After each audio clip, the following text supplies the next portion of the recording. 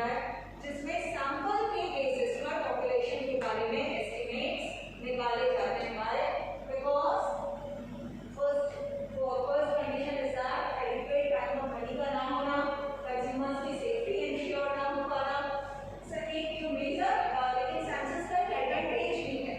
ठीक है, सेंसस का एडवांटेज क्या है कि अगर हम सैंपलिंग पर जाते हैं तो हमारे सामने हमेशा ये डाउट होता है कि जो सैंपल हमने सेलेक्ट किया है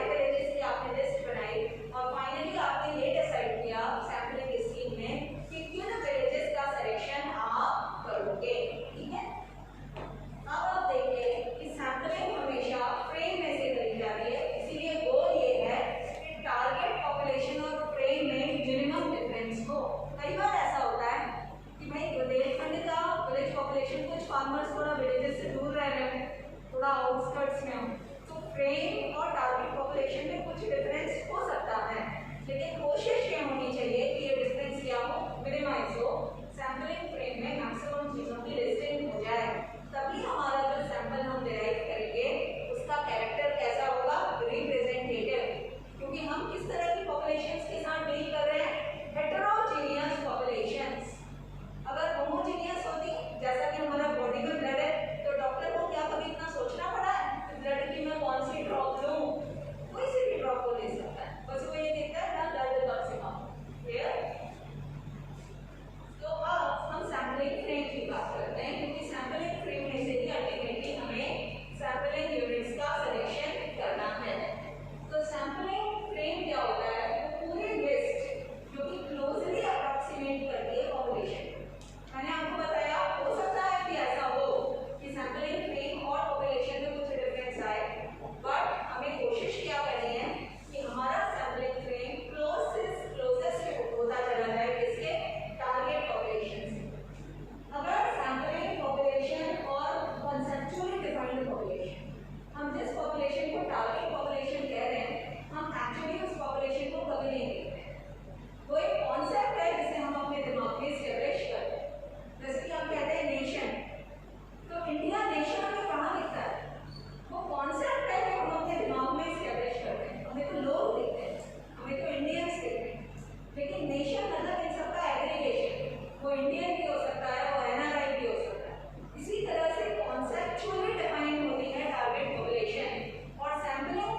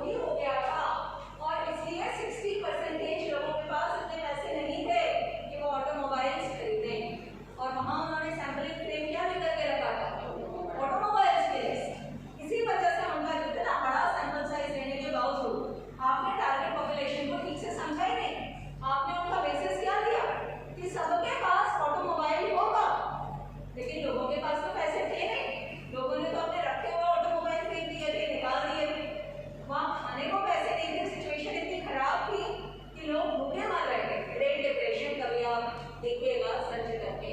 तो एक गलत सैंपलिंग फ्रेम को लेने का नतीजा आप देख रहे हो, इनफाइनाइट आप अपना सैंपल साइज इंक्रीज भी कर दोगे तो भी आपके रिजल्ट्स जेन्युइन नहीं आएंगे। इसीलिए आपको हमेशा ट्राई करना चाहिए, जब भी कभी आप इस तरह के टेस्ट करते हो, आप कोई कस्टमर सर्वे करते हो, आप कोई ड्रग की टेस्टिंग करते हो लोगों पर, आप लोगों के हैप्पीनेस सर्वे कर रहे हो, आप उनका कोई बिहेवियरल आउटकम स्टडी करने की कोशिश कर रहे हो, आप फार्मर्स से जानना चाह रहे हो कि स्ट्रॉबेरी प्रोडक्शन से उनकी कितनी इनकम बढ़ी, आप किसी पर्टिकुलर केमिकल का इम्पैक्ट देखना चाह रहे हो एयर क्वालिटी का लोगों के ऊपर, हर फील्ड में उसका इम्प्लीकेशन अल्टीमेटली किस पर आता है। आप केमिस्ट्री के हो, आप फार्मेसी के हो, आप लाइफ साइंस के हो, लोगों के एनवायरनमेंट के तो ऑब्वियसली एनवायरनमेंट में तो एनवायरनमेंट इम्पैक्ट एनालिसिस होती ही होती है, राइट। तो आप लोगों से ही तो बात करते हो, लोगों पर ही तो इम्पैक्ट देखते हो, और लोगों पर इम्पैक्ट देखने पर आप सब लोगों से तो बात कर नहीं सकते। You will always take a sample out of the population and sample needs to be representated. तो क्या स्टेप्स हैं जो एक सैंपल प्लान को डेवलप करते समय नहीं चाहिए। आप पॉपुलेशन ऑफ इंटरेस्ट को डिफाइन करिए, इसके बाद आप अपने डेटा कलेक्शन के मेथड को चूज करिए। पॉपुलेशन आपने डिफाइन कर ली, अब किस तरह से आप डेटा को चूज करेंगे वो देखिए। तीसरी बात, आप अपना सैंपलिंग फ्रेम बहुत अच्छी तरह डिफाइन करिए, क्योंकि एक गलत सैंपलिंग फ्रेम आपको रॉन्ग इम्प्लीकेशंस की तरफ ले जाएगा।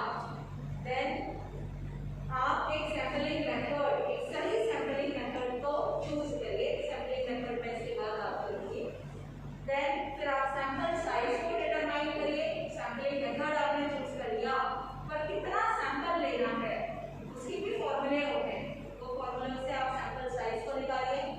फाइनली आप अपना ऑपरेशनल प्लान डेवलप करिए कि किस तरह से आप उसे ऑपरेशनलाइज करेंगे। And last but not the least, उसे करिए, क्योंकि करना ही सबसे इम्पोर्टेंट स्टेज है, एग्जीक्यूशन ही सबसे इम्पोर्टेंट स्टेज है। अब हम सैंपलिंग मेथड्स का क्लासिफिकेशन करेंगे। यहाँ तक आपको किन किन चीज़ों की क्लैरिटी आई, सेंसस क्या होता है, सैंपल क्या होता है, सैंपलिंग क्या होती है, टेस्ट के बारे में मैंने आपको ब्रीफली, क्योंकि आपने हाइपोथेसिस टेस्टिंग करी हुई है, हम उस पर ज़्यादा नहीं बोलेंगे। पर टेस्ट लगाने के लिए हमने एक स्पेशल डिस्ट्रीब्यूशन की बात करी, वो डिस्ट्रीब्यूशन किसकी हमने बात करी, सैंपलिंग डिस्ट्रीब्यूशन की। अब हम सैंपलिंग मेथड्स की बात कर रहे हैं, यानी वो अलग अलग मेथड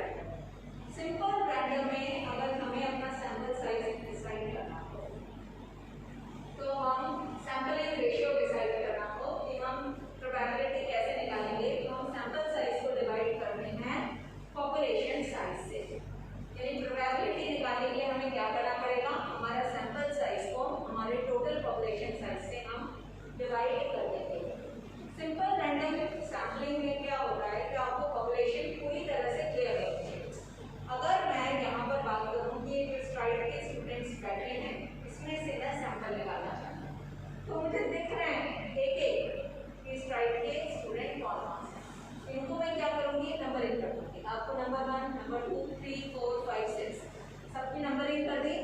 नंबरिंग करने के बाद अब हमने इसमें आपको क्या किया, या आपके नाम लिख लिए पर्चियों पर, नंबर या नाम, पर्चियाँ क्लोज कर दी। सारे एलिमेंट्स यदि पॉपुलेशन के हैं उस जार में जहाँ पर लॉटरी निकालना चाहें, और फिर मैंने लॉटरी से निकाला। तो लॉटरी से निकालने में तो प्रोबेबिलिटी डिफाइन हो जाएगी, इतने सारे हैं, क्या प्रोबेबिलिटी है कि ये फलाना बंदा सेलेक्ट हो। तो यहाँ पर सबसे इम्पोर्टेंट चीज़ क्या है कि मुझे ये क्लैरिटी है कि मेरी टोटल पॉपुलेशन में कितने एलिमेंट्स कवर होते हैं। यहाँ पर या तो मैं लॉटरी मेथड का यूज कर सकती हूँ, या एक और चीज़ होती है जिसे कहते हैं रैंडम नंबर्स। क्या कहते हैं, रैंडम नंबर्स। ये भी एक मैथमेटिकल फिनोमेना है। इवन अगर आप गूगल करेंगे तो आपको एक रैंडम नंबर जनरेटर मिल जाएगा, जिससे आपको पता चलेगा कि किस तरह से रैंडमली, उसका पूरा एक तरीका है, पूरा मैथ्स है। टिपेट्स रैंडम नंबर टेबल, ऐसे अलग अलग इकोनॉमिस्ट हैं जिनके नाम पर रैंडम नंबर टेबल्स बनाए जाते हैं। तो या तो रैंडम नंबर टेबल्स के थ्रू आप जा सकते हो, या फिर आप लॉटरी मेथड से जा सकते हो। पर आपका लॉटरी मेथड में लेकिन क्या प्रीरिक्विजिट है कि हर व्यक्ति के नाम की एक पर्ची हो, और पर्चीज कैसे हो, आइडेंटिकल, उनमें किसी तरह का बायस ना। उसके बाद आपने उसे मिलाया और उसमें से किसी को चूज कर लिया। इसी तरह से जब मैंने नंबर रैंडम नंबर टेबल बनाया तो हर व्यक्ति का नंबर हो और वो नंबर उस टेबल के लिए दिया जाए, उस कैलकुलेशन के लिए, और फिर कैलकुलेशन निकल के आए। See, all these things are highly mathematical, but since you are going to do your study based upon sampling, so you need to understand this, right? जितना समझ में आए ठीक है।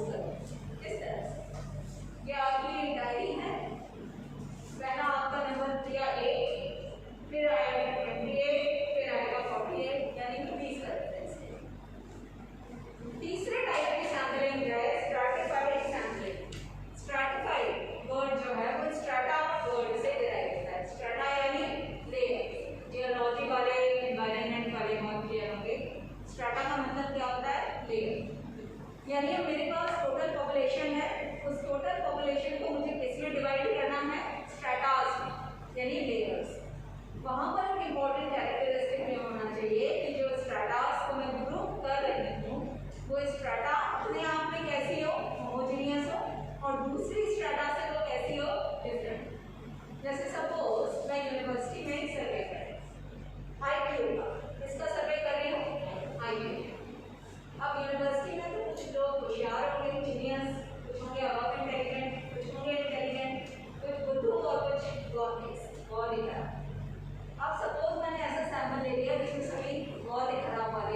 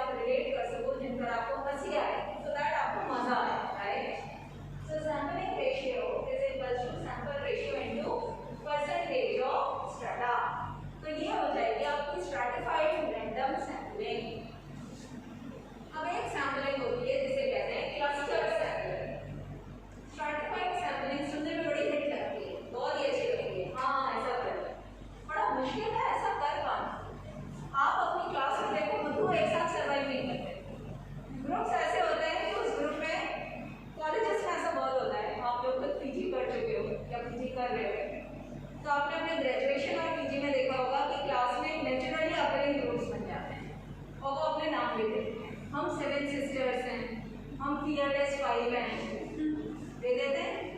वो जो fearless 5 का ग्रुप बन जाता है उसको 5 लड़के होते हैं। एक बहुत ही बढ़िया गिटार बजाता है, एक सबके क्लास में काम कंप्लीट करता है, एक लड़की भी होती है इसका काम होता है क्लासेस कौन कौन सी हुई को बता दे।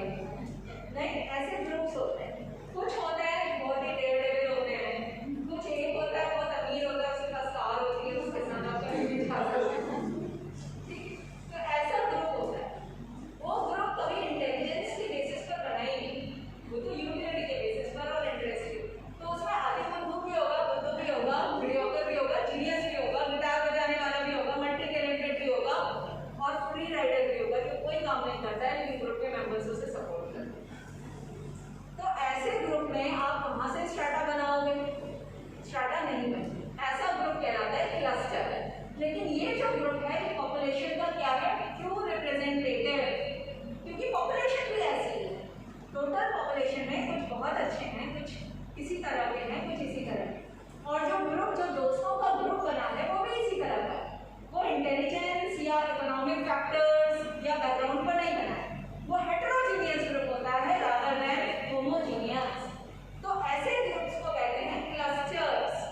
And clusters are naturally occurring groups of population. दोस्ती टीचर नहीं करवाता है, दोस्ती अपने आप होती है, प्यार और दोस्ती अपने आप होती है। कहते हैं ना कोई कराता नहीं, तो कोई जो चीज कराता नहीं है वो हमेशा हेटेरोजीनियस होती है, वो होमोजीनियस नहीं है। बचपन में टीचर बहुत छोटे थे, जब आप स्कूल्स में होते हो तो आपको डांट करके बिठाया जाता है कि आपको इसके साथ बैठना है ताकि बात आप कम करो। तो जिसके साथ आपको जबरदस्ती बिठाया जाता है वो मोरलेस आपका आईक्यू के ग्रुप का होता है, लेकिन उसके साथ आप कभी एंजॉय नहीं करते। आप एक हेटेरोजीनियस ग्रुप में एंजॉय करते हो। और उस हेटेरोजीनियस ग्रुप जो होता है उसका नेचर कैसा होता है? वो group is a microcosm of the population.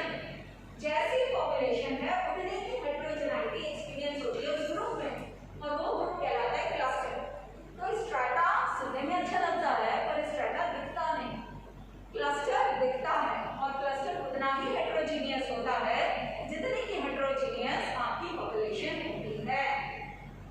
ठीक है, तो यही बात थी। और ये भी नॉन ओवरलैपिंग होते हैं। अब एक ग्रुप बन गया 5 दोस्त होगा, वो छठे को इंक्लूड नहीं करते, वो out of the group feel करेगा। 7 ग्रुप 8 लोगों का ग्रुप है, वही ग्रुप जाता है हर जगह, वही ग्रुप उठा जाएगा, वही ग्रुप रखा जाएगा, वही ग्रुप एक पर्टिकुलर प्रोजेक्ट में काम करेगा, ग्रुप्स बन जाते हैं। ठीक है, ये नेचुरली अकरिंग होते हैं। और ऐसे क्लस्टर्स क्योंकि ये दिखते हैं, इनको आप पॉपुलेशन में से रैंडमली सेलेक्ट कर सकते हैं। सारे जो एलिमेंट्स होते हैं क्लस्टर के वो भी रैंडम होते हैं। जब क्लस्टर बहुत बड़े हों तो उन्हें ब्रेकअप कर लेना चाहिए सब क्लस्टर्स में, और ऐसा होता है। अगर ग्रुप 15-20 दोस्तों का हो तो उसमें आपको दिखता है कि 4-5 उसमें भी तो ज़्यादा जेलो है, उनकी ज़्यादा अच्छी पड़ती है आपस में। यहाँ पर क्लस्टर सैम्पलिंग इसलिए करी जाती है, ज़्यादा अच्छी सर्टिफाइड है, लेकिन करने में आसान कौन सी क्लस्टर है? कन्वीनियंस और कॉस्ट, जो कि बहुत बड़े फैक्टर्स हैं, और ये दोनों फैक्टर्स क्लस्टर सैम्पलिंग को सपोर्ट करते हैं। क्लस्टर भी प्रोबेबिलिटी है, स्ट्रैटिफाइड की प्रोबेबिलिटी है, क्लस्टर की प्रोबेबिलिटी है। लेकिन क्लस्टर के एलिमेंट्स को सिमिलर नहीं होना चाहिए। स्ट्रैटा के एलिमेंट्स को कैसा होना चाहिए? आपस में सिमिलर, क्लस्टर को नॉन सिमिलर। एक ग्रुप में ऐसा कभी होता भी नहीं है, होना भी नहीं चाहिए, क्योंकि अगर हम क्लस्टर के बेसिस पर अपनी सैम्पलिंग बेस कर रहे हैं तो इनिशियल असम्पशन क्या लेना है कि elements are non similar. Group में अलग अलग तरह के इंडिविजुअल्स इंक्लूडेड हैं। ठीक है, तो क्लस्टर सैम्पलिंग, अगर क्लस्टर बहुत बड़ा है तो हम क्लस्टर को फर्दर ब्रेक डाउन करते हैं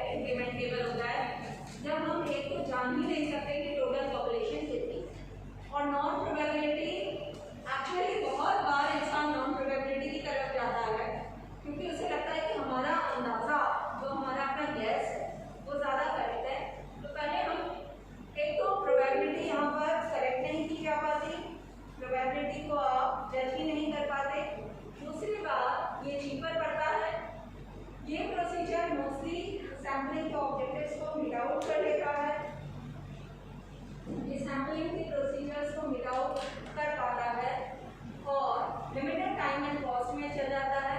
जब टोटल लिस्ट हमारे पास अवेलेबल नहीं हो तभी ये मेथड कैसा होता है, बहुत ज़्यादा पॉपुलर होता है और अच्छे रिजल्ट को देगा।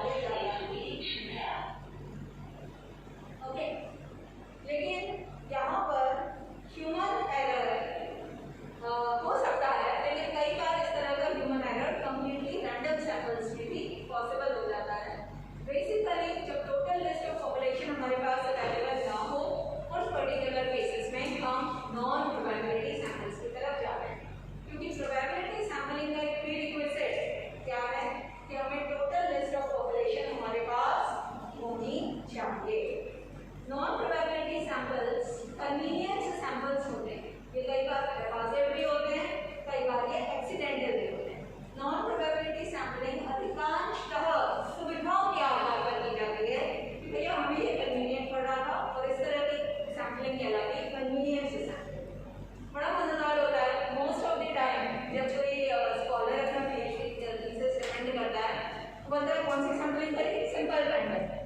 सिंपल रैंडम का एक बेसिक प्रीरिक्विजिट क्या है, हमारे पास पॉपुलेशन की पूरी लिस्ट हो, पॉपुलेशन की लिस्ट होती नहीं है, करते वो नॉन प्रोबेबिलिटी कन्वीनियंस सैंपलिंग है, लिखते हैं वो सिंपल रैंडम सैंपल। जैसे कि वो कहते हैं सिंपल रैंडम सैंपलिंग, जिसके बारे में हमें कोई आधा पता नहीं है, उन्होंने सिंपली नाम से करेगा सिंपल रैंडम कि रैंडम। हम तो वैसे रैंडमली हमने बोला, लेकिन सिंपल रैंडम का पूरा एलिमेंट उन्होंने हटा दिया। तो प्रोबेबिलिटी सैंपलिंग की या तो लॉटरी से होगी या रैंडम टेबल जनरेटर नंबर से होगी या तो सिस्टमैटिक करोगे या स्ट्रैटिफाइड करोगे, सब वो है वो कर दिया है कन्वीनियंस बोले सिंपल रैंडम, वहाँ एक्सटर्नल में वो टर्म की मल्टीपल हो गया। कई बार लोग इतने ज़्यादा वेट तरह से रिलेट करते हैं। ये एक इलस्ट्रेशन है जो मेरे गाइड सर ने मुझे बताया था और उनकी आदत की टांग खींचने की। उन्होंने बताया था कोई ऐसी चीज़ मत बोलो जो तुम करके नहीं आए। उन्होंने एक एग्जाम्पल दिया कि वो वहीं वाइवा लेने गए थे, उन्होंने कुछ ग्राउंडनट प्रोडक्शन पे काम किया था लड़की की, शायद कभी फील्ड पे गई नहीं होगी। तो उन्होंने पूछा कि अच्छा बाकी सब बात करिए हटाओ, उन्होंने पूछा ग्राउंडनट कहाँ लगती है, कहाँ से लगती है, सिर्फ पेड़ के ऊपर, बस वहीं पे बात खत्म हो गई। और इन दी थीसिस शी रोट दैट कि मैं फील्ड्स पर गई, मैंने देखा, मैंने समझा, यहाँ से सैंपलिंग करी और वहीं पर खत्म। That was a common sense error कि ग्राउंडनट कहाँ लगता है, पेड़ के ऊपर, बात खत्म। तो ऐसा होता है कि पीएचडी किसी की रिजेक्ट तो नहीं होती है, but that creates a very bad impression on examiner. उसके बाद आप कहीं जाते हो जॉब एप्लीकेशंस में तो you are automatically discounted that you are so non serious about your research कि जो बेसिक आपका प्रॉब्लम है उसी के बारे में हम झूठ बोल रहे हैं। तो ट्राई नॉट टू से लाइज अबाउट इट, जो किया है वो बताओ, कम किया है कम बताओ, झूठ मत बोलो। कई बार लोग जबरदस्ती नल हाइपोथेसिस को रिजेक्ट ही करना चाहते हैं कि नहीं सिग्निफिकेंट था, तुम्हारी फाइंडिंग तुम्हारे रिजल्ट्स कह रहे हैं कि नल हाइपोथेसिस एक्सेप्ट हो गई है तो एक्सेप्ट करो। कोई सिग्निफिकेंट रिलेशनशिप ना आने का ये मतलब नहीं है कि तुम्हारी स्टडी खराब हो गई, वो एक रिजल्ट है। रिसर्च में बहुत पेशेंस चाहिए और एक ट्रुथफुलनेस चाहिए कि जो हमने किया है वो नहीं बताएंगे, जो नहीं किया तो और वो बहुत जल्दी जज कर लेते हैं एक्सटर्नल और एग्जामिनर्स। उनकी जिंदगी बीती होती है, मतलब हमारे और तुम्हारे जैसे कैंडिडेट्स को देखते हो। तो ब्लफ करना बहुत गलत है। कन्वीनियंस क्या है तो कन्वीनियंस बताओ। कन्वीनियंस का सबसे कॉमन एग्जाम्पल क्या है, जो टीवी में आ जाते हैं लोग, अच्छा आप बताइए क्या मास्क पहनना चाहिए, कि बोले कि पहनना चाहिए, आपने क्यों नहीं पहना है, नहीं कोरोना खत्म हो गया है, यहाँ स्ट्राइक के क्लासेस में वो नहीं आता है। तो एक जो बंदा पहला मुझे दिख गया, शक्ल थोड़ी अच्छी दिखनी चाहिए क्योंकि स्क्रीन पर कैप्चर हो रहा है, तो जिसकी शक्ल अच्छी है उससे बात वो है, जिसकी शक्ल अच्छी नहीं है उससे बात नहीं की जाएगी, right. So this is called convenience sampling. कुछ ही लोगों से बात करो जो कि कन्वीनियंट हो, जिनका स्क्रीन रिप्रेजेंटेशन अच्छा है। गरीब और हटा के बात करने वाले ऐसे लोगों को अवॉइड करो, ठीक है। इस तरह की होती है कन्वीनियंस सैंपलिंग जो टीवी रिपोर्टर करता है। Okay, judgement sampling. Judgement sampling यानी जजमेंट का अपना सिलेक्शन है, वो एक्सपर्ट जज करेगा जो एक्सपर्ट यहाँ क्लास में कौन अच्छा परफॉर्मेंस दे सकता है। मुझे प्रोबेबिलिटी सैंपलिंग करने की जरूरत नहीं है, मुझे फील हुआ कि ये 4 स्टूडेंट्स हैं जो एक सही रिप्रेजेंटेशन देंगे, ठीक है टीचर, मेरा अपना जजमेंट है। मैंने कहा टीचर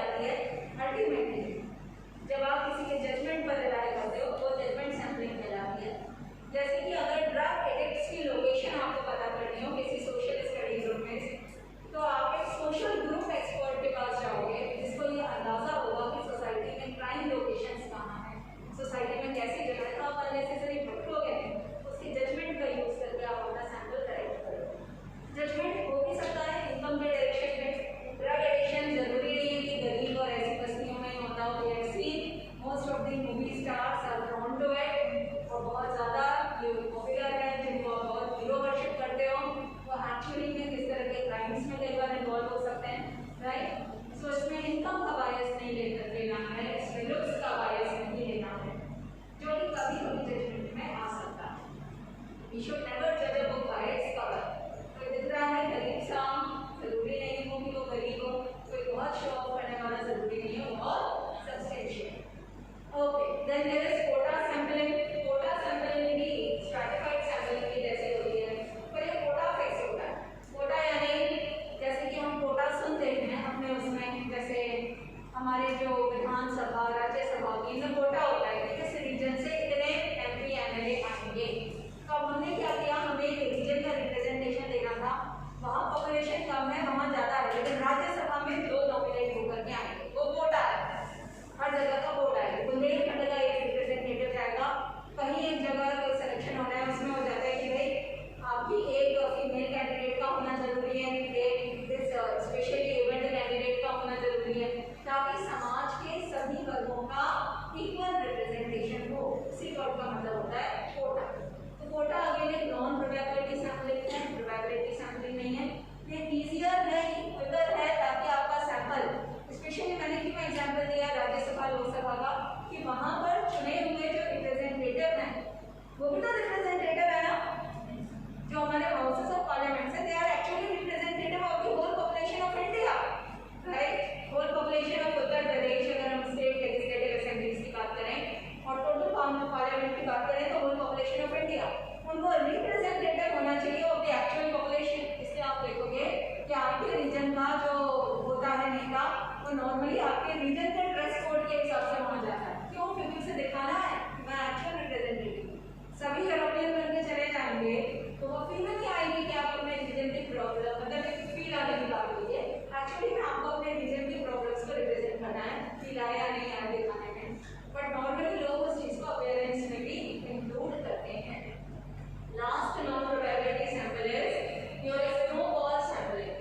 स्नोबॉल सैंपलिंग का यूज होती है जब हम एलिमेंट्स को लोकेट ना कर पाए, लोकेशन बहुत डिफिकल्ट हो, तो एडिशनल रिस्पोंडेंट को हम रेफरल के बेसिस पर लोकेट करते हैं।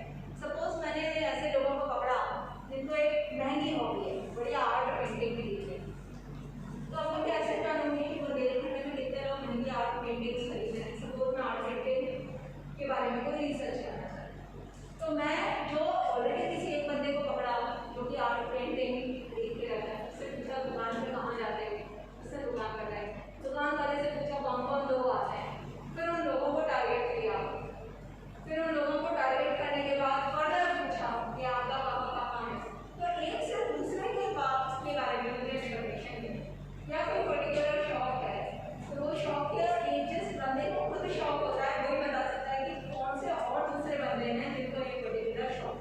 तो ऐसे स्पेसिफिक चीज़ें जैसे सिटी एलिमेंट्स, जैसे कि बोर्ड ऑफ डायरेक्टर्स, क्या बोर्ड ऑफ डायरेक्टर बताएगा मुझे कि और कौन कौन है जो इस बोर्ड ऑफ डायरेक्टर जो इस मीटिंग में इंक्लूडेड है, राइट। तो ये सारी चीज़ें मुझे सोशल नेटवर्क से पता चलेंगी, और इसी वजह से ये स्नोबॉल सैंपलिंग, स्नोबॉल आपने देखी है ना, स्नोबॉल बड़ी होती जाती है, वो जैसे जैसे लुढ़कती जाती है, तो एक से जब मैं दूसरे के पास जाऊँ, दूसरे से तीसरे के पास जाऊँ, तो मेरा सैंपल साइज क्या होता जाएगा, एनहांस होता जाएगा। ठीक है। नॉन प्रोबेबिलिटी सैंपलिंग जो है सारे सैंपलिंग के ऑब्जेक्टिव्स को मीट कर ही देती है, लिमिटेड टाइम में हो जाती है, उन पर्टिकुलर केसेस में हो जाती है जब टोटल लिस्ट ऑफ पॉपुलेशन हमारे पास अवेलेबल ना हो, और जितना ह्यूमन एरर इसमें बताया जाता है पेपर उतना एरर नहीं होता है, कॉस्ट भी लोअर पड़ती है। अब सैंपल्स में कुछ एरर्स होते हैं जिन्हें कहा जाता है सिस्टमैटिक सैंपल्स, सिस्टमैटिक एरर्स, कुछ होते हैं सैंपलिंग एरर, कुछ होते हैं नॉन सैंपलिंग एरर। सैंपलिंग इतना मत जाओ, सिंपल इतना ध्यान दो कि जो सैंपलिंग एरर होते हैं वो तो हमेशा होंगे ही होंगे, क्योंकि आपने पूरी पॉपुलेशन को कंसिडर किया नहीं, सैंपल से आप पॉपुलेशन का एस्टिमेट कर रहे हो। ब्लड ग्रुप जैसा रिप्रेजेंटेटिव, ब्लड ड्रॉप जैसा रिप्रेजेंटेटिव सैंपल रियल लाइफ में मिलता है, वो बायोलॉजी में ही एक एक्सेप्शनल केस में मिल जाता है, और थैंक गॉड कि हमारी बॉडी का पूरा ब्लड होमोजीनियस है, वरना बता नहीं कितना ब्लड हमको अपने घर पर देना पड़ता है, अभी ग्रेट ड्रॉप से काम चल रहा है। लेकिन बाकी के सारे फील्ड में आपको नॉन होमोजीनियस पॉपुलेशन मिलती है, और इसी वजह से सैंपल कभी भी पॉपुलेशन का ट्रू रिप्रेजेंटेटिव नहीं होता है। तो वो वाले एरर्स होते हैं सैंपलिंग, और बाकी जितनी गलतियाँ आपने करी स्ट्रैटा बनाने में, क्लस्टर बनाने में, वो सब होते हैं नॉन सैंपलिंग एरर। सर्वेयर ने गलती करी, अच्छे से नहीं पूछा, ये सब।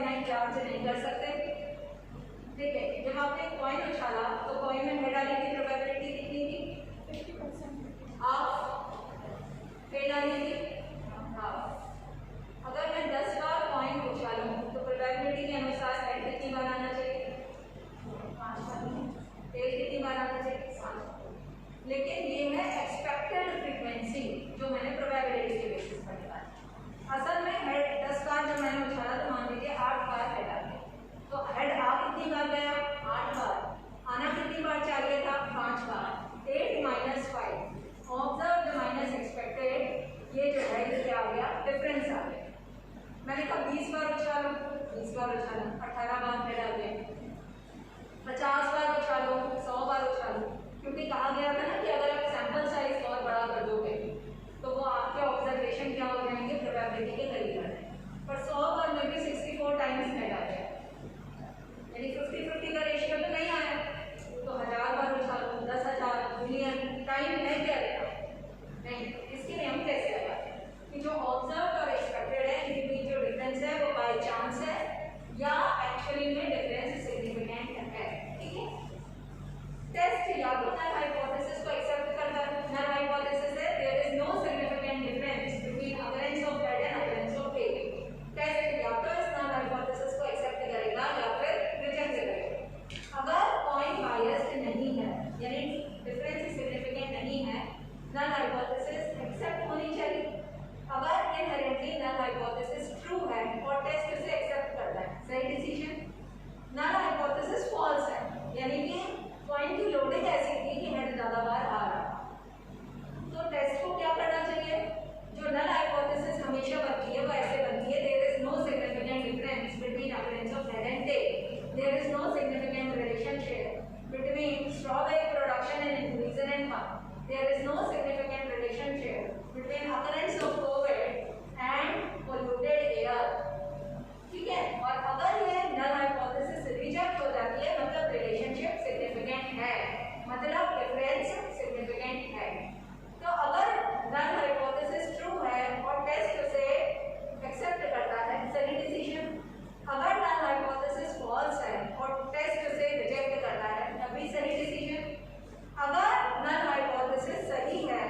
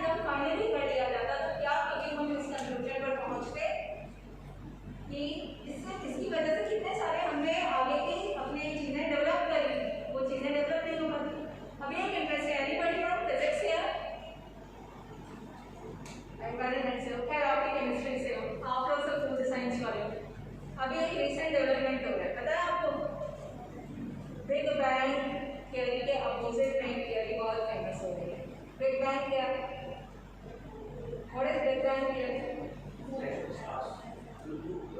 That universe began with a singularity. एक बहुत बड़ा explosion था, उसके बाद universe जो है उस singularity से evolve होता है और उसको observe करते हैं red shift से, क्योंकि जो red वाली wavelength होती है वो सबसे ज़्यादा होती है, violet की सबसे कम होती है, इसलिए violet से पहले वाली रेस को क्या कहते हैं? अल्ट्रावायलेट, और रेड के वाली उनको कहते हैं इंफ्रारेड। तो जो रेड शिफ्ट थी वो क्यों देखी गई? यानी यूनिवर्स एक्सपैंड कर रहा है, यूनिवर्स एक्सपैंड कर रहा है। इसका क्या मतलब हुआ? जब ये चीज ऑब्जर्व कर गई, यानी अगर यूनिवर्स कंटिन्यूअसली ऐसे एक्सपेंड कर रहा है, it must have originated in a singularity, that was big bang. Big bang के शुरू से ही अपोजिशन थे। जयंत नार्लिकर जो इंडिया के बहुत फेमस साइंटिस्ट हैं, वो स्टेडी स्टेट थ्योरी को प्रपोज करते हैं कि ऐसा था कि यूनिवर्स शुरू से था, एक चीज एक मैटर दूसरे में कन्वर्ट हो रहा है।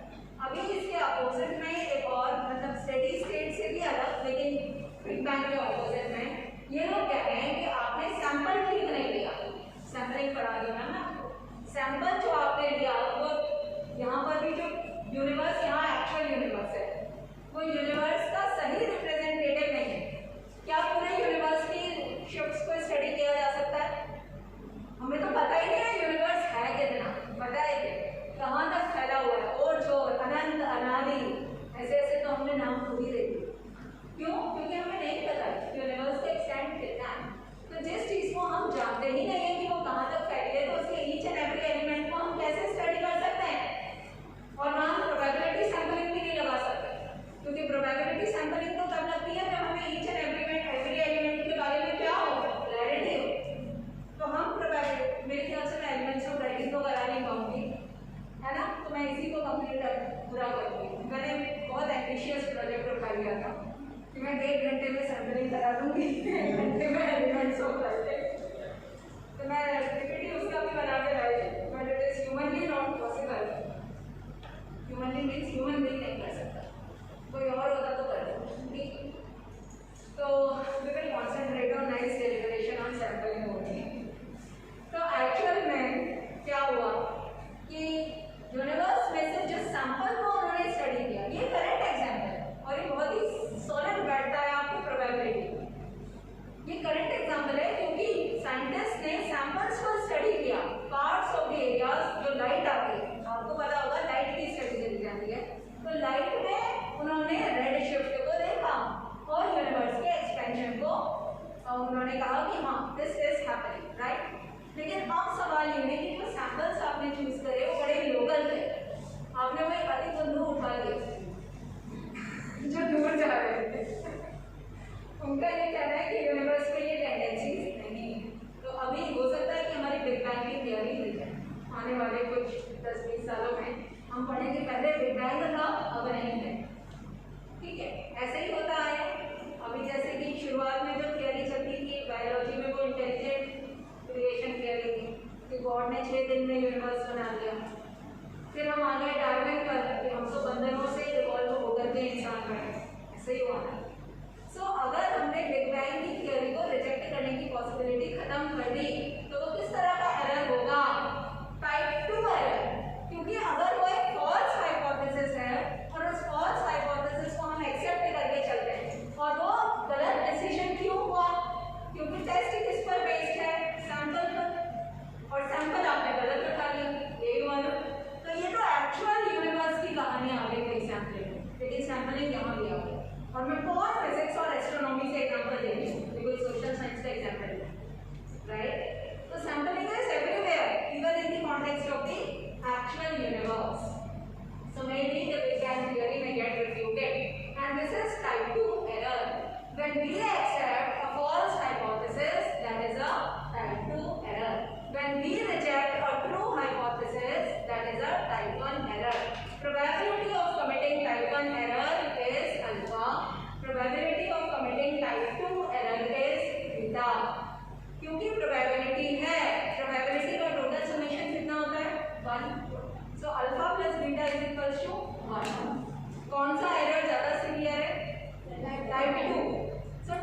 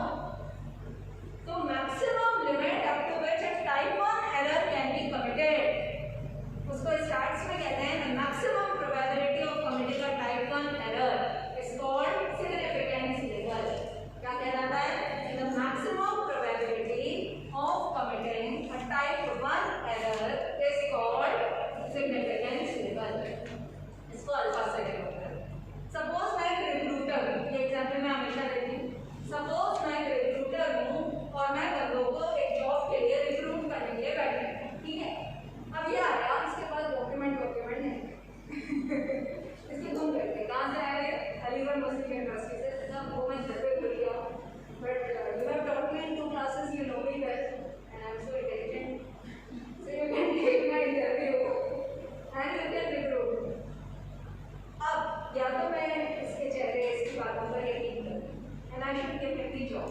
But I say you are not possessing documents and without verifying the documents I cannot proceed. अगर ये सही है, तुम सही हो और मैंने तुम्हें रिक्रूट नहीं किया, तो मैंने कौन सा एरर किया? टाइप का नहीं। अगर तुम गलत हो और उसके बावजूद मैंने तुम्हें रिक्रूट कर दिया, तो मैंने कौन सा एरर किया? Type 2 error. तुम तो नहीं कहोगे कि टाइप 2 एरर ज़्यादा सीवियर है, क्योंकि तुम्हें तो जॉब चाहिए, लेकिन मेरा ऑर्गेनाइजेशन तो बर्बाद होगा, उसके पास कोई क्वालिफिकेशन नहीं थी। हकीकत में इसके पास कोई क्वालिफिकेशन नहीं थी। ये he was simply bluffing around and he was appointed as teaching assistant there. ये क्या पढ़ाएगा जब इसके पास क्वालिफिकेशन ही नहीं है? ठीक है, सारे स्टूडेंट्स जो कि क्लास में बैठे हैं फीस देकर आए, 50-50 स्टूडेंट, ऐसी 4 क्लासेस अलॉट हुई, 200 स्टूडेंट्स का भविष्य मैंने खराब किया। So I should not have recruited a candidate whose credentials I could not have determined. But looking at this particular instance, तो मैं इन दोनों एरर्स में से एक ही एरर कर सकती हूँ, या तो मैं इसे रिक्रूट करूँगी या नहीं करूँगी। मैं दोनों साइमल्टेनियसली तो नहीं कर सकती कि मैंने टाइप 1 भी कर दिया, मैंने टाइप 2 भी कर दिया, ऐसा तो नहीं हो।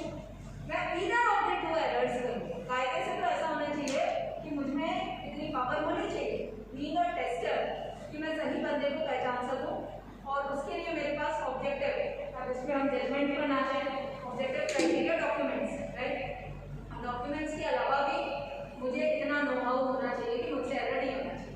पर ऐसे केसेस आ जाते हैं जब लोगों के पास डॉक्यूमेंट्स नहीं होते लेकिन वो लगते जेन्युइन है, तो उस केस में या तो हम टाइप 1 एरर करूँगी या मैं टाइप 2 एरर करूँगी। अब हम तो अल्फा, इधर अल्फा और बीटा दोनों प्रोबेबिलिटीज हैं, तो alpha plus beta is equals to already 1। तो मैंने ये कहा कि टाइप 2 एरर मैंने बता दिया 200 बच्चों का भविष्य, जो कि जनरेशन के साथ इनजस्टिस है। इसीलिए मैं आज भी आप लोगों से भी रिक्वेस्ट करती हूँ, in case you are proceeding towards teaching sector, आप तब भी आएँ जब आप में पैशन हो, जब आप एक्चुअल जस्टिस कर सकें। अदरवाइज आप एक जनरेशन को खराब करके जाएंगे और वो बहुत बड़ा एरर होगा। आपको टीचर के तौर पर अपॉइंट करना, जिसने आपका अपॉइंटमेंट किया होगा, वो टाइप 2 एरर के लिए लायबल माना जाएगा। ठीक है, तो प्लीज़ अपने आप को टाइप 2 एरर ना बनाएं कि जो आपको एक्सेप्ट करे उसके ऊपर क्वेश्चन मारते रहेंगे। क्लियर? तो अब टाइप 2 एरर मुझे करना नहीं, I can commit either of the 2 errors. तो बीटा को मुझे क्या करना चाहिए? Minimise. Alpha plus beta is equal to 1। I have to minimise beta.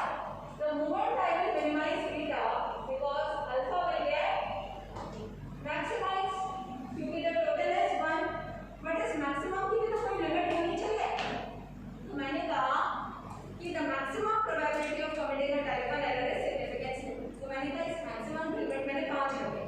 100 में से 5 बार हो सकता है कि मुझसे एरर हो जाए, फिंगर रिक्रूटर 5 बार से ज़्यादा नहीं होगा, और 5 बार जो एरर हो भी रहा है वो टाइप 1 के नेचर का होगा। मैं टाइप 2 का एरर नहीं करूँगी, मैं सीधे बोलूँगी तुम अगर सही हो, इसको ऐसा बोलूँगी, तुम अगर सही हो तो मैं आगे नौकरी जरूर मिलेगी, अगली बार डॉक्यूमेंट्स ले करके जाना। ये भी लाइफ लॉन्ग याद रखेगा, भाई डॉक्यूमेंट्स आर इम्पोर्टेंट। मैं क्यों टाइप 2 एरर का दोष दूँ ना? हर किसी को पहले अपने को सेफ रखना चाहिए। मैं टाइप 2 एरर का दोष बिल्कुल नहीं दूँ, क्योंकि वो एक जनरेशन के साथ इनजस्टिस होगा। Clear? So maximum probability of committing a type 1 error is significance level। 5% का significance level यानी 95% इस बात का कॉन्फिडेंस कि मेरा डिसीजन सही है। So 5% significance level यानी 95% कॉन्फिडेंस लेवल। 1% significance level का मतलब 100 में से मैं एक ही बार गलती करूंगी, और वो एक बार की गलती का नेचर कैसा होगा? Type 1 error. 99% I am confident that my decision is correct। So 1% का significance level यानी 99% confidence level। Clear?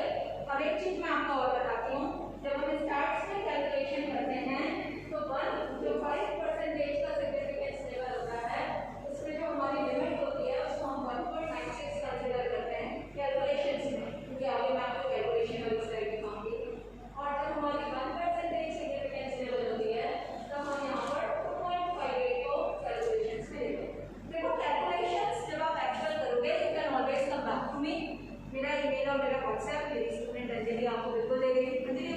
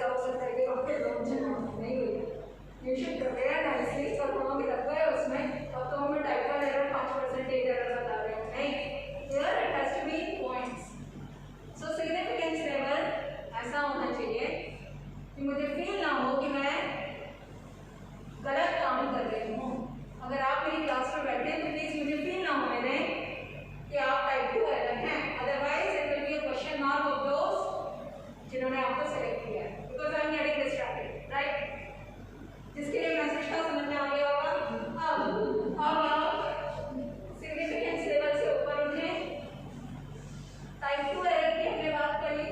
तो type 2 error acceptance of a false hypothesis, probability of not finding a difference that already exist between samples compared to the population. Difference था लेकिन test को वो difference नहीं देखा। ये टाइप 2 एरर है। टाइप 2 एरर ज्यादा सीवियर है और इसीलिए इसको मिनिमाइज करने की कोशिश करी जाती है। अब हम कुछ न्यूमेरिकल प्रॉब्लम्स को एड्रेस करते हैं। देखिए यहाँ पर studies to be performed to determine a certain parameter in a community। एक स्टडी करी गई और एक कम्युनिटी में किसी पैरामीटर को निकाला।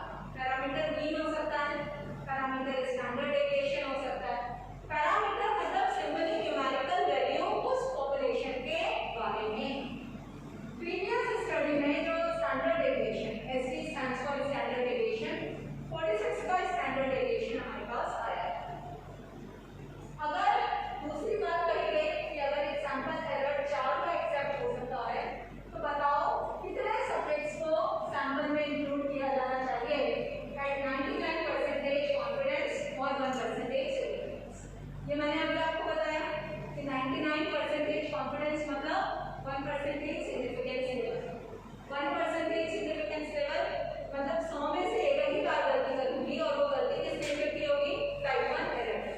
यहाँ ये सवाल है कि एक कम्युनिटी के बारे में हमें कोई पैरामीटर निकालना है, मे बी मीन निकालना है, मे बी स्टैंडर्ड डेविएशन निकालना है, स्टैंडर्ड डेविएशन निकालना है।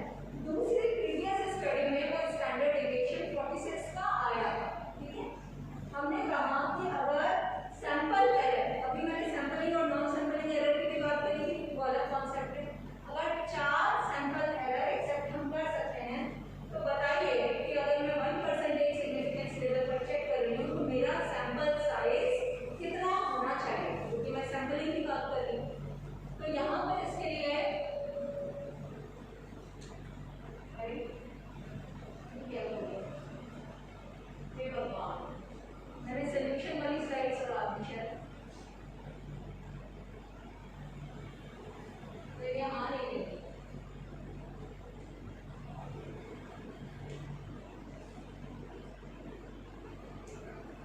यहाँ एक फॉर्मूला था z square, I don't know what it is, एक पिक्चर के फॉर्म में मैंने पोस्ट किया था, मतलब एक टाइप्ड डॉक्यूमेंट बनाया था, उसको इंसर्ट पिक्चर किया था, मेरी उसने लिया है।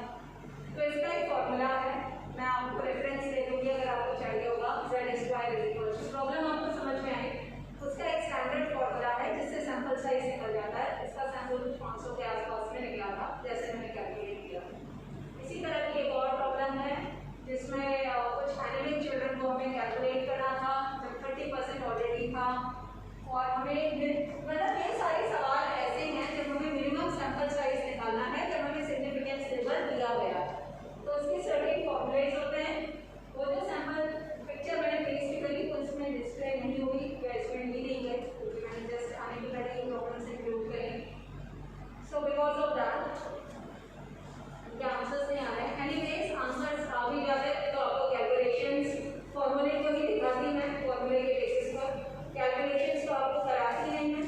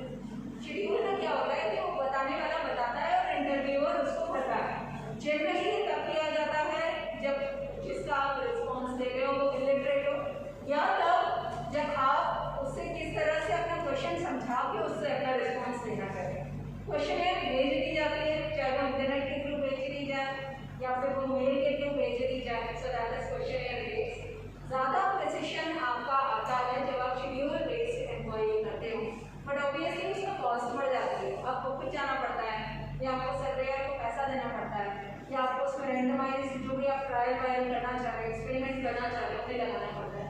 So there is always a seesaw kind of relationship. अगर आपको बहुत प्रिसाइज रिजल्ट्स चाहिए, आपको अपने सैम्पलिंग एरर और नॉन सैम्पलिंग एरर कम करने हैं, तो आपके लिए हमेशा बेहतर रहता है कि आप फिजिकली जाकर के रिस्पॉन्सेज पूछ करके उन्हें करवाओ. लेकिन आपको फटाफट काम करना है तो आपकी कॉस्ट कम करनी है, तो उन केसेस में internet sampling is a good option. So that was the end of my sampling presentation.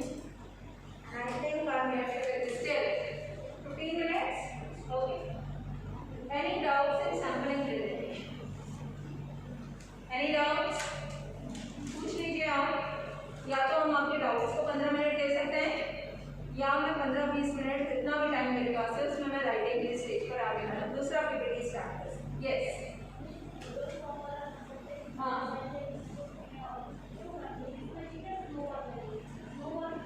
Snowball ये नहीं है, it is not snowball. Snowball ये है कि आपने उससे पूछा कि किसके पास हो सकता है, उसने फिर एक स्पेसिफिक रिस्पॉन्स दिया. ये तो लोग फॉरवर्ड मारते हैं ग्रुप्स में, जिसको जिसने भरना है. ये mostly in the nature of convenience है. या फिर ये देखो, ये इंटरनेट सैम्पलिंग है ब्रॉडली, इंटरनेट या मोबाइल सैम्पलिंग. और इसमें अगर आप बहुत पर्टिकुलर हो तो आप इसको कंट्रोल कर सकते हो कि ये जो है इन्हीं व्हाट्सएप ग्रुप्स पर भेजा जाए, या उस गूगल फॉर्म को आप स्पेसिफिकली टारगेटेड मेल्स के थ्रू भेज सकते हो अपनी पॉपुलेशन को आइडेंटिफाई करके. और फिर मेल पर आप उनको प्रेशर कर सकते हो कि मैडम प्लीज़ भर दीजिए, सर प्लीज़ भर दीजिए. आपने केवल सेलेक्टेड इंडिविजुअल्स को मेल किया है और उन्हीं से आप रिस्पॉन्स लेना चाह रहे हो, उन्हीं को आपने व्हाट्सएप किया है और उनको आपने किसी मेथड से आइडेंटिफाई कर लिया. लेकिन हाँ, अगर आप सिंपली डेटा कलेक्शन कैसे हो जाए तो और फॉरवर्ड मार दे, इधर भी फॉरवर्ड मार दो, इस पर चल रहे हो, तो that is purely convenience sampling. या any other doubt on sampling? Okay. So should I start with writing skills briefly, right? Because we have 15 more minutes. मैं एग्जाम्पल ज़्यादा देती हूँ, but ये 15 मिनट पहले तक हम हो जाता हूँ, right? But I cannot help without giving you examples. So and if you all are willing and if they permit, we can actually examine. Right? I am ready to examine. इसको भी complete करना. Let's see what is it. So this is about drafting, writing, publishing and surviving in your journey. बहुत बढ़िया आपने शुरू से problem identification से सुन करके क्लासेस अटेंड करके अब आपके पास टाइम आ गया है कि आपको इंडिविजुअल प्रॉब्लम दे दी गई है, आपको गाइड्स भी मोस्टली अलॉट हो गए हैं. अब आपने अपनी रिसर्च करनी है और उस रिसर्च में सर्वाइव करना है और एक रिपोर्ट बनानी है. तो कैसे ड्राफ्टिंग करें, कैसे लिखें जो ऊटपटांग काम कर चुके हैं या सही काम कर चुके हैं, उस पर लिखना कैसे है. भाई पब्लिश भी कराना पड़ेगा. There is something called impact factor and there are some journal and how to survive. You are आ गए हो इस जर्नी में, मन भी है कि भाई करना चाहते हैं कुछ, बट सर्वाइवल डिफिकल्ट लग रहा है, नो हाउ नहीं है. उसी से रिलेटेड कुछ बातें.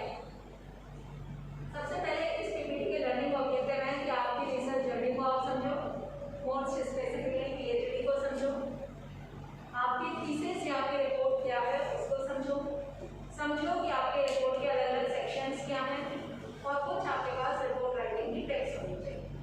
सबसे पहले आपका मिशन क्या है. मिशन ये है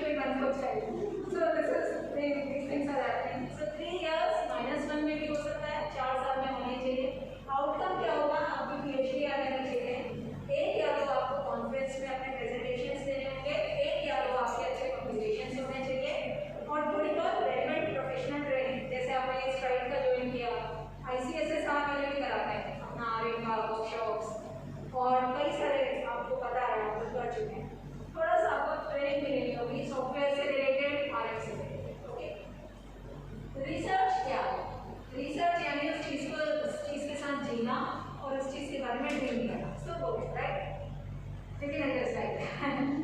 It is not boring. It is even more interesting than watching a movie. हो सकता है कि कुछ पीरियड्स आए आप बहुत ही इंस्पायर्ड हो जाएंगे, तो बस अगेन हमारी रिसर्च पे नंबर लग जाए, ठीक है। इतना बढ़िया हमने काम कर दिया, इससे पहले किसी ने किया नहीं, ना कोई सोच भी नहीं रहा है प्रॉब्लम हमारी। बाद में ढंग से फ्रेंड से रिव्यू करोगे तो देखोगे अरे इतने लोगों ने काम कर दिया और वी आर कॉन्ट्रीब्यूटिंग, तो आप फिर फ्रस्ट्रेट भी होते हैं। So these are all things normal. और ये भी होगा कि आपको बार बार डाउट होगा, बार बार होगा। Yes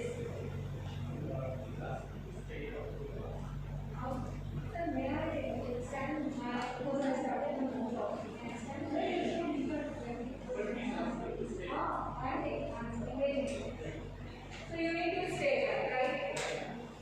Okay. So हो सकता है कि आपको अपने टॉपिक्स के बारे में डाउट्स आए, आपको अपने आप में डाउट आए, इससे तो एसएससी का प्रिपरेशन नहीं था, बहुत बार इधर प्रिपरेटिंग और इधर preparing for SSC, no middle ground. आप समझ रहे हो? एसएससी इज समथिंग जो ग्रेजुएशन के बाद जस्ट देख सकते थे, वो सिंपल लेवल का जॉब आपको मिलता है। If you are in the PhD and then this is India, there are PhD scholars.